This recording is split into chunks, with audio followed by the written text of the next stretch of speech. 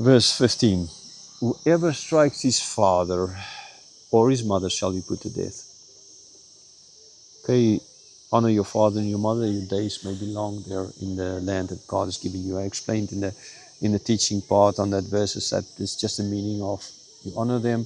You'll have strong families, and if you have strong families, you'll follow God, and in their culture, understandably, with their laws. And then God's not going to send other countries to come and attack them, so they will live peacefully in the land a long time.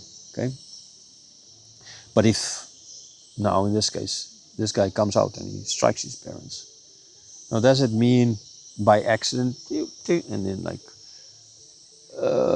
this is as well a lot to do with the fact that this is not just maybe in a fit of anger or anything like this. This is not just a simple by accident slapping or anything. This is a willful act of disobedience, of dishonoring the parents and beating them up. Okay, and that's wrong. And if he does that, then he ultimately needs to be gets the death sentence, the death penalty as well. He always needs to honor the parents. You can't dishonor them in such a way by hitting them. Understandably, in a serious kind of a way, not just in a simplistic kind of a way. And then verse 16. Whoever steals a man and sells him, and anyone found in possession of him, shall be put to death. Kidnapping for money's sake, or ransom, or all kinds of, ransom. It's wrong, right?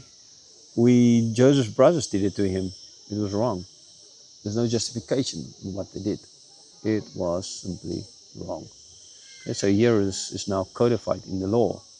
And it said that you're not allowed to kidnap one. You don't go to the neighbor and steal his children and then go and sell them. And if you are in the slave trade and you're just kind of playing, I'm just a middleman, they came and they sold them to me. No, you're just as guilty ultimately of this. And you shall be put to death. Okay? So yes, you found them in possession of him, so the middleman, he's at the middleman or in your house or wherever. All of you, you're part of this stealing of the person. You're all guilty and you all shall be put to death. So for those kidnapping people, there's lots of people like that out there, you are under God's curse ultimately. You don't do that. Don't do that because you deserve to die.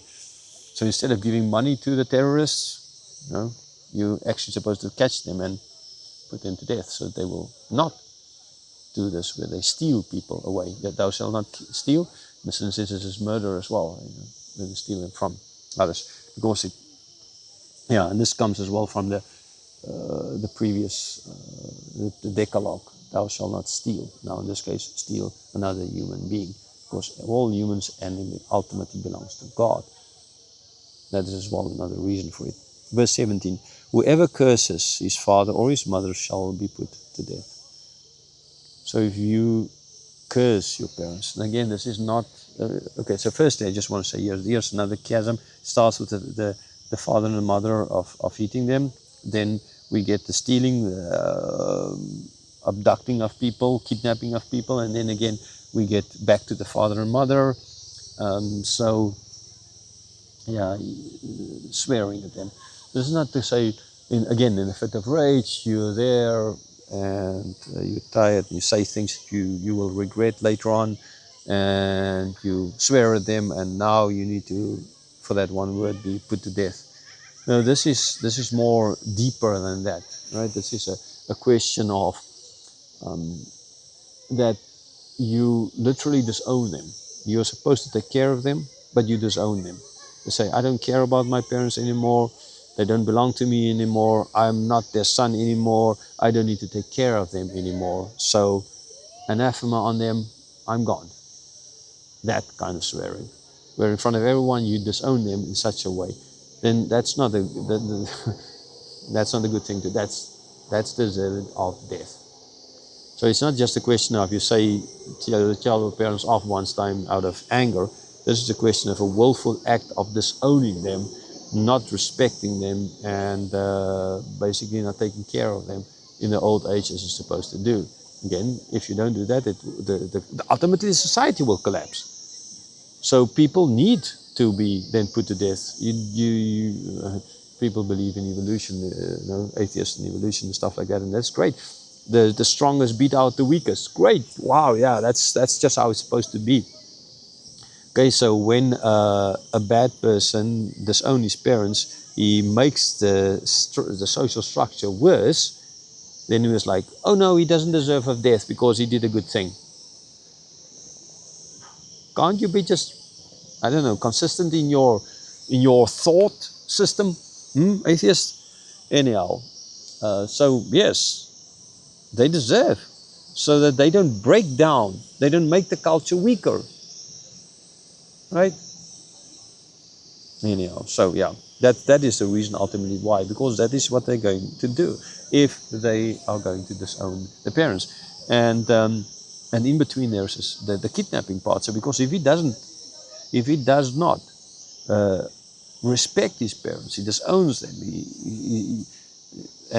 he hits them, then the structure is bad, and this guy is bad, and he's going to kidnap other people because of the moral decay. So you need to stop that moral decay so that this middle thing of kidnapping people doesn't happen. So why are there so many school shootings? Why are there all these things? Why are there kidnappings, ransoms all over the world, wars all over the place? Because people ultimately don't respect their parents. They don't do that, then they morally downgrade, and anarchy ensues. So, he deserves death. So as to stop anarchy from, there are lots of anarchists who will say, anarchy is the best form of government, right? No.